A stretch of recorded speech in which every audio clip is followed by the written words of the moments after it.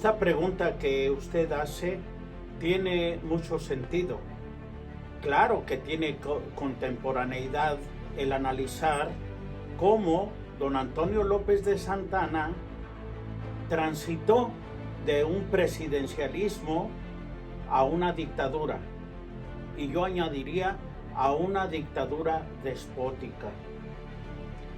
Tiene contemporaneidad porque efectivamente México ha tenido sus épocas con muchos problemas y de alguna manera la gente cansada de tanto problema, de tanto desorden, han soñado con un Mesías, con un héroe, con un Salvador.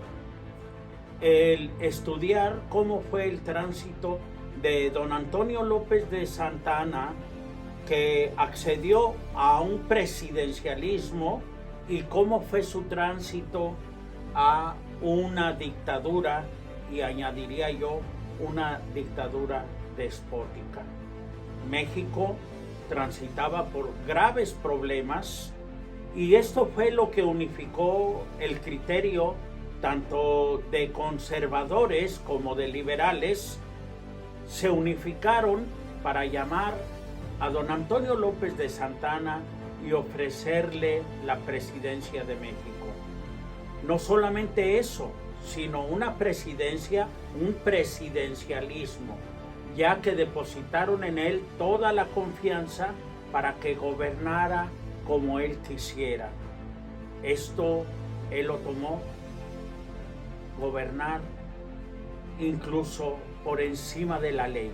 No me vengan con que la ley es la ley. Su palabra, su pensamiento, sus deseos eran ley. Cuando empezó su presidencialismo, hizo una consulta popular y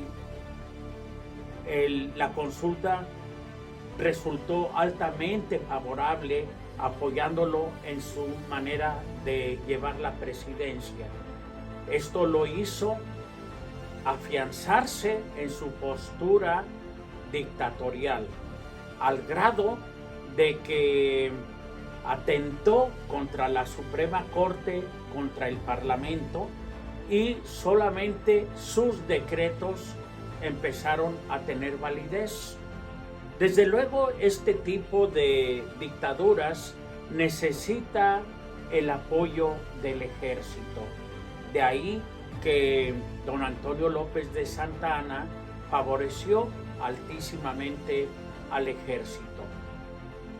Y después de eso se sintió divinizado, se sintió con el poder de la divinidad para tener una grandeza por encima de todos los demás. Por eso se adjudicó el título de Su Alteza Serenísima.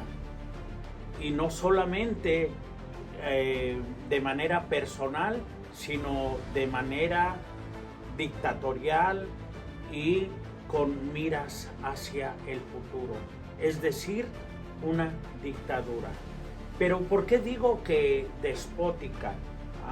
Porque difícilmente podía dar razón de sus decisiones. Simple y sencillamente, él tenía otros datos, él tenía otras razones, las que tenía muy dentro, aunque nunca se llegaron a conocer. Esto terminó destruyendo la política, destruyendo la economía, destruyendo el orden del México de aquel entonces.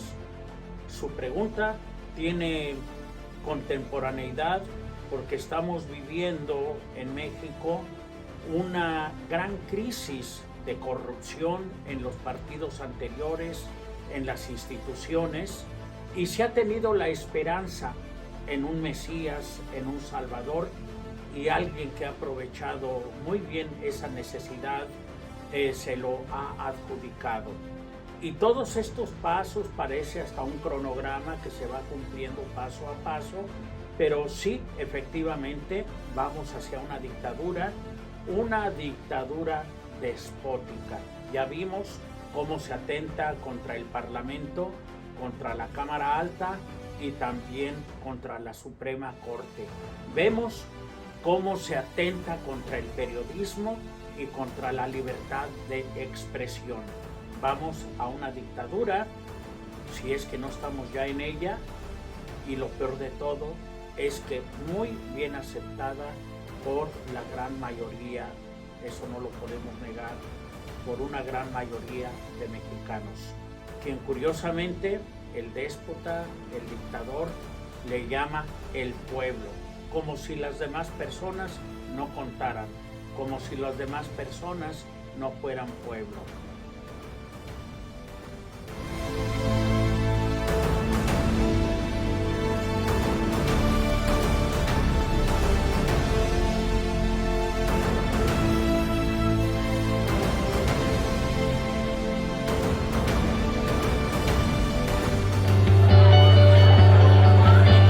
Diálogos.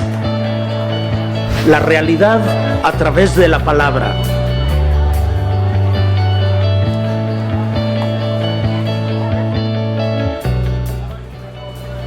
El problema es que la realidad no es como es, sino como se vive.